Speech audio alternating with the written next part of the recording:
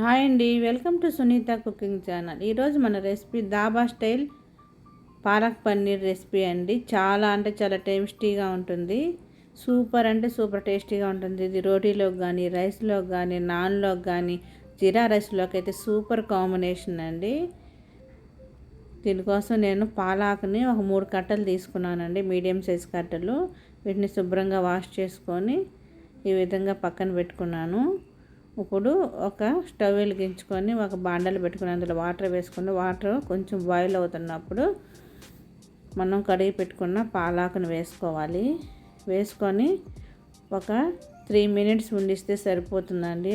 ఆ వాటర్లో కొంచెం బాయిల్ అయినిచ్చి ఆపేయాలి. ఆపేసి మనం ఈ ఉడికిన ఆకుని తీసుకొచ్చి ఒక బౌల్లో ముందరే మనం చల్లటి వాటర్ పెట్టుకొని ఉండాలండి. ఆ బౌల్లో వేసేసుకోవాలి.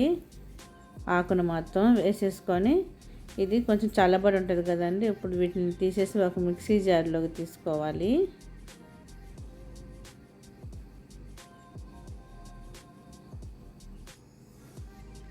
ఇప్పుడు ఇందులో మనం కారానికి కొద్దిగా ఒక 2-3 పచ్చిమిరపకాయలు వేసుకున్నామండి. వీటిని పేస్ట్ చేసి పెట్టుకున్న పక్కన పెట్టుకోవాలి. పన్నీర్ కూడా చిన్న చిన్న ముక్కలుగా కట్ చేసుకొని పక్కన పెట్టుకున్నాము.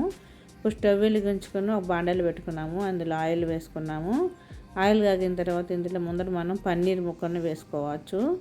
ఫస్ట్ లేకపోతే మనం పన్నీర్ని డైరెక్ట్ అయినా వేసేస్తారండి రెస్టారెంట్ స్టైల్ అయితే. కానీ డాబా స్టైల్ అయితే ఏంటంటే కొంచెం ఫ్రై చేసేస్తారు. అందుకని ముందర మనం కొద్దిగా ఫ్రై చేసుకోవాలి. ఎక్కువ ఫ్రై చేయకూడదండి, పన్నీర్ అనేది గట్టిపడిపోతుంది. అందుకని చూడండి, వీడియోలో చూపించిన విధంగా లైట్గా ఈ కలర్ వస్తే సరిపోతుంది, గోల్డెన్ కలరు. ఈ కలర్ వచ్చిన తర్వాత వీటిని ఇప్పుడు తీసేసి ఒక ప్లేట్లోకి తీసుకోవాలి. ఈ ప్రోటీన్ ఎక్కువ ఉంటుందండి ఈ పన్నీర్లో అనేది. హెల్త్కి చాలా మంచిది. పాలకులో ఐరన్ ఉంటుంది కాబట్టి చాలా మంచిది. మంచి హెల్తీ రెసిపీ అని చెప్పొచ్చండి. చూడండి, ఇప్పుడు అదే ఆయిల్లో మనం జీలకర్ర వేసుకున్నాం 1 టేబుల్ స్పూను. అవి చిటపట్లు ఆడిన తర్వాత ఒక పెద్ద సైజు ఉల్లిపాయను ఈ విధంగా కట్ చేసుకొని సన్నగా వేసుకోవాలి. ఆనియన్స్ అనేవి త్వరగా ఫ్రై అవ్వడానికి మనం సాల్ట్ వేసుకున్నామండి. సాల్ట్ వేసుకున్నప్పుడు ఇవి త్వరగా ఫ్రై అయిపోతాయి. కొంచెం లైట్ కలర్ వస్తే సరిపోతుంది. ఆనియన్స్ అనేవి కొంచెం కలర్ మారితే సరిపోతుందండి. బ్రౌన్ కలర్ ఎక్కువ రావాల్సిన పని లేదు. ఈ విధంగా ఫ్రై అయిన తర్వాత ఇప్పుడు ఇందులో 1/2 టేబుల్ స్పూన్ అల్లం వెల్లుల్లి పేస్ట్ వేసుకోవాలండి. ఈ పాలక్ పన్నీర్లో మసాలాలు అనేవి ఎక్కువ వేయకూడదండి. అందుకే నేను 1/2 టేబుల్ స్పూన్ అల్లం వెల్లుల్లి పేస్ట్ వేసుకున్నాను. ఇది పచ్చివాసన పోయిన తర్వాత ఇప్పుడు మనం ఇందులో ఒక మీడియం సైజ్ టమాటాని ఈ విధంగా సన్నగా కట్ చేసుకొని వేసుకున్నాము. టమాటా కూడా ఎక్కువ వేయకూడదండి, ఒకటి వేయాలి, కొంచెం మీడియంగా ఉండేది. ఎక్కువ వేసేస్తే ఏంటంటే పులుపు వచ్చేస్తుంది. ఈ విధంగా టమాటా వేసిన తర్వాత టమాటా అనేది మగ్గాలి కాబట్టి మూత పెట్టి మగ్గనివ్వాలి. చూడండి, ఒక 3 మినిట్స్ తర్వాత మూత తీసి చూస్తున్నాను. టమాటా అనేది కొంచెం మెత్తబడింది. ఇప్పుడు దీన్ని కొంచెం గరిటెతో అలా స్మాష్ చేసుకున్నట్టు అంటే సరిపోతుంది.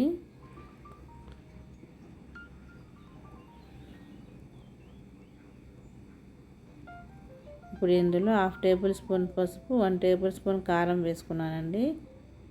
1 టేబుల్ స్పూన్ ధనియాల పొడి, చిటికెడు గరం మసాలా వేసుకున్నానండి. తక్కువ వేసుకున్నాను గరం మసాలా. వేసుకొని ఒకసారి బాగా కలుపుకోవాలి. కలుపుకున్న తర్వాత ఇప్పుడు ఇందులో మనం పాలక్ పేస్ట్ వేసుకోవాలండి. వేసుకొని మొత్తం ఒకసారి బాగా కలుపుకోవాలి. మనం అచ్చం పచ్చిమిరపకాయలైనా వేసుకోవచ్చండి, లేదు పచ్చిమిరపకాయలు ఇష్టపడిన వాళ్ళు సగం పచ్చిమిరపకాయలు మనం 2 పేస్ట్లో వేసున్నాం కదా, కొంచెం కారం వేసుకున్నాను. 1 టేబుల్ స్పూన్ కారం వేసుకున్నాను, సరిపోతుందండి. మరి అచ్చం కారం వేస్తే ఏంటంటే మనకి గ్రీన్ కలర్ అనేది అంత ఈ గ్రీన్ రాదండి, డార్క్ గ్రీన్ వస్తుంది. కొంచెం కలర్ అనేది పాలక్ పన్నీర్ లాగా అనిపించదు కారం వేస్తే. అందుకని కొద్దిగా పచ్చిమిరపకాయలు కూడా వేసుకుంటే బాగుంటుంది టేస్టు. చూడండి, మూత పెట్టి మగ్గనిచ్చాము ఒక 5 మినిట్స్ పాటు.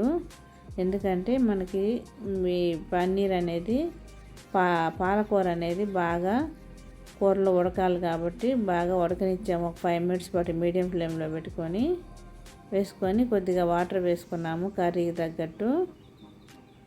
అటని చిక్కగా ఉండదు, పలచగా మీడియంగా పెట్టుకోవాలి. పెట్టుకొని సాల్ట్ కొద్దిగా వేసుకున్నానండి, సరిపోలేదు. ఆనియన్స్లో వేసాం కదా, అందుకని కొద్దిగా ఆనియన్స్లో వేసాం కాబట్టి కొద్దిగా తక్కువ వేసుకున్నాను. ఇప్పుడు తక్కువైంది. ఇప్పుడు మూత పెట్టేసి చూడండి, ఈ విధంగా బాయిల్ అవ్వాలి. కొద్దిగా లైట్గా ఆయిల్ అనేది పైకి తేలుతుంది. ఇప్పుడు ఇందులో కసూరి మేతి వేసుకోవాలండి. వేసుకొని మనం వేయించుకున్న పన్నీర్ పీసులు కూడా వేసేసుకొని ఒకసారి బాగా కలుపుకోవాలి. కసూరి మేతి ఫ్లేవర్తో పాలక్ పన్నీర్ అనేది ఇంకొంచెం టేస్ట్ అనేది ఇంక్రీజ్ అవుతుందండి. చూడండి, ఈ విధంగా కలుపుకొని ఇప్పుడు మనం లాస్ట్లో వేసుకోవాలండి పన్నీర్ అనేది, లేకపోతే మెత్తబడిపోతుంది. పన్నీర్ వేసిన తర్వాత వెంటనే స్టవ్ ఆపేయాలి. చూడండి, ఇప్పుడు మనం సర్వింగ్ బౌల్లోకి తీసుకుంటున్నాము. ఎంతో టేస్టీగా ఉండే మన dhaba style palak paneer recipe ready అయిపోయింది కదా. మీరు కూడా ట్రై చేసి ఎలా ఉందనేది కామెంట్ సెక్షన్లో మెసేజ్ చేయండి. Thank you for watching. Please subscribe my channel.